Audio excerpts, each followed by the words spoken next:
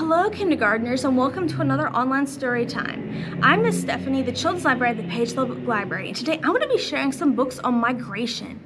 And migration is when it gets really cold, like in the winter, animals will go from one place to another to stay warm usually. And there's a lot of different animals that migrate. There's whales, there's birds, there's butterflies. And today I'm going to do 3 different animals that migrate. The first is a peregrine falcon, which is the fastest bird in the world. And it makes an incredible journey. So let's find out how far it goes. The peregrine's journey. The peregrine falcon wakes up on a cliff in Alaska. She's near the nest where she raised her chicks this summer. Even though it's only September, it's already snowed and the puddles are covered with ice. She ruffles her feathers to try to keep warm, but she's restless. As each day passes, the weather will only get colder and there'll be less and less sunlight. She takes one look at her Alaska home and begins her migration south. She will fly all the way from Alaska to Argentina, a distance of more than 8,000 miles. It'll take her about 2 months. If you tried walking there far, it would take you more than 3 years.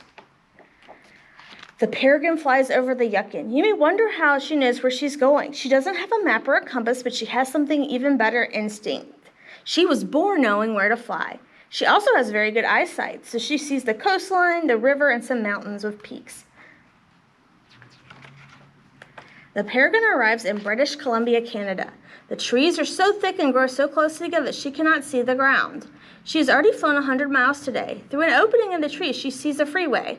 The peregrine is such a strong flyer that she travels almost as fast as the people of the cars below. She lands in Seattle, Washington. She perches on the windowsill of an office building and looks down. Far below are the honky cars and traffic lights and rushing people. And she notices something that interests her, a pigeon. It is one of her favorite foods, and there is plenty for her to eat in the city. She must hunt every day to feed herself. From a mountain ledge in Utah, she sees a dove flying below. She plunges off the mountain and folds her wings and dives head first. It goes tumbling to earth, but before it hits the ground, the peregrine swoops down and catches it. After she finishes her meal, the peregrine finds some water to bathe in. Eating can be very messy, and so she always stays near water. Today she splashes in a desert pool in New Mexico. She is now ready to continue her journey south. She lands on the Texas coast. Many other migrating peregrines also stop here during the month of October because there are many kinds of birds to eat. She spends several days here eating and resting. At times she even plays with other peregrines. In a high-speed dance, they swoop, glide, and chase each other all across the sky. Oh, it's beautiful, sunset. She flies over the sea with no land in sight. From Texas, she could continue to fly over land, but instead she takes a shortcut and flies over the Gulf of Mexico. The peregrine flies through the night and lands on a passing ship going in her direction.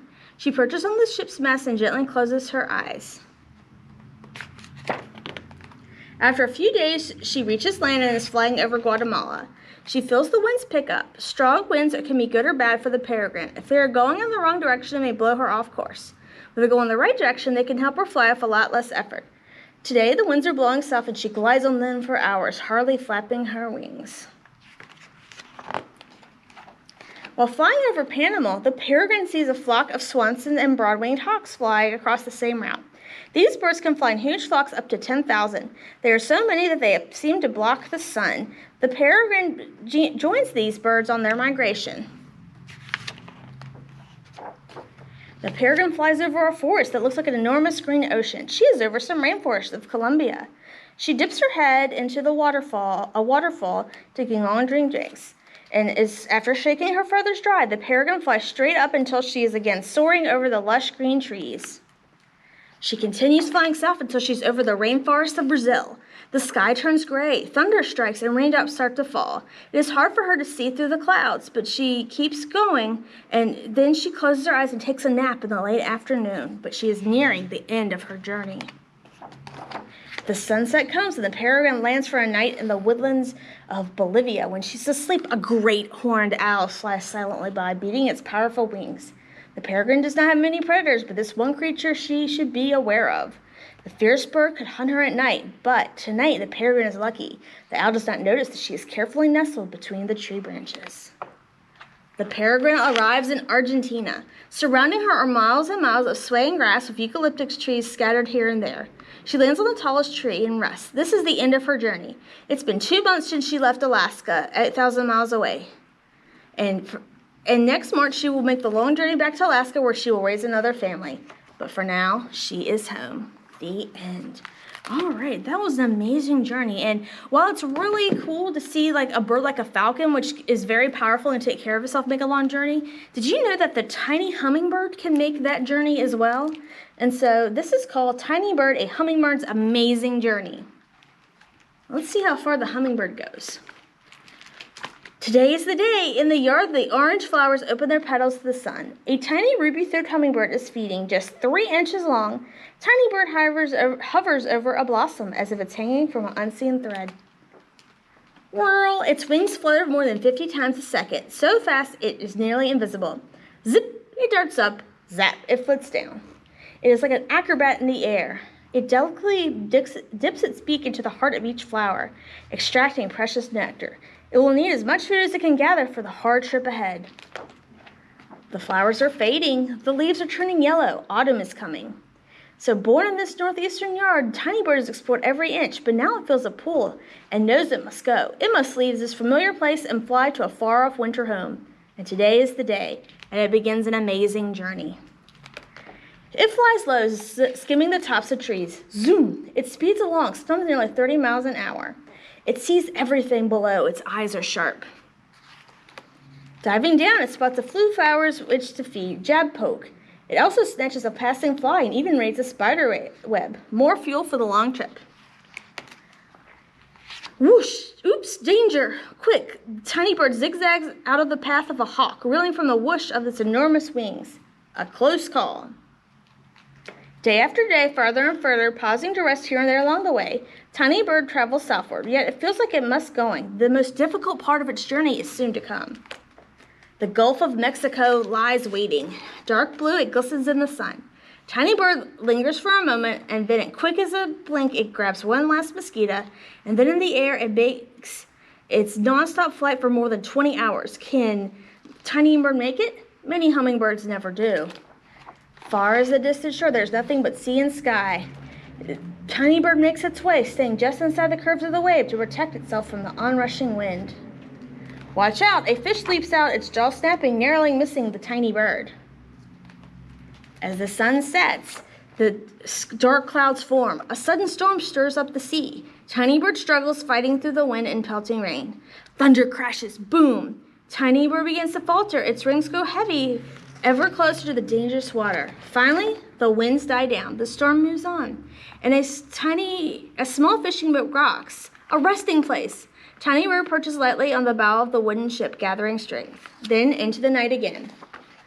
Marble clouds pass, moonlight opens, a smooth and winding path on the water. Millions of stars blanket the sky. And suddenly in the dawn sky, after a wave scroll, land. Green trees and vines, rainbow-hued flowers. Tiny Bird is worn and thin after its travels. Exhausted, it rests on a twig for precious seconds. Then it flits into the forest to feed on plentiful flowers. Today is the day. After flying more than 1,500 miles, Tiny Bird has arrived. It has reached its winter home at last.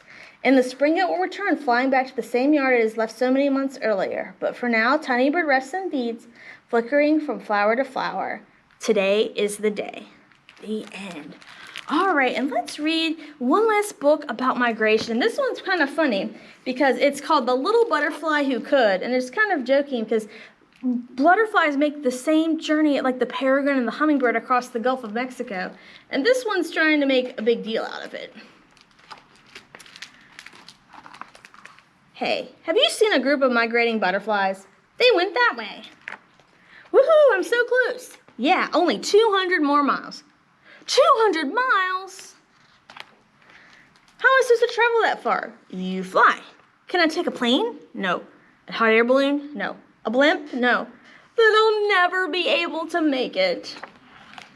Oh, life was so much simpler as a caterpillar. I easily built a chrysalis, and I patiently waited to become a butterfly, and then began a journey to find flowers. But then, things got cloudy. When I emerged, I was lost and alone. You'll get there 1 mile at a time. But What if I get lost again or caught in a storm? What if a snake tries to eat me, or a lizard or a bird or a dragonfly or a frog or a spider? Why does everyone think I'm so delicious? We all get scared, even you. You're the biggest creature in the ocean. But the ocean is bigger. Sometimes I get butterflies in my stomach too. Whoosh, what are you doing? I'll just stay in here with the other butterflies. This is way more spacious than my Cristilla. Let me see. Let me order out a bouquet of flowers. Hello? Hello? Wait, can't I just live in your stomach forever? No. What about a 1-year lease? No. You have to keep trying. Right. Keep trying. 200 miles and no problem. Getting closer. I can smell the flowers. How far did I fly? 2 feet. 2 feet, that's it. All I smell is failure. Don't give up. Keep trying. Right. Keep trying. Nothing can stop me. Except the wind. Splat.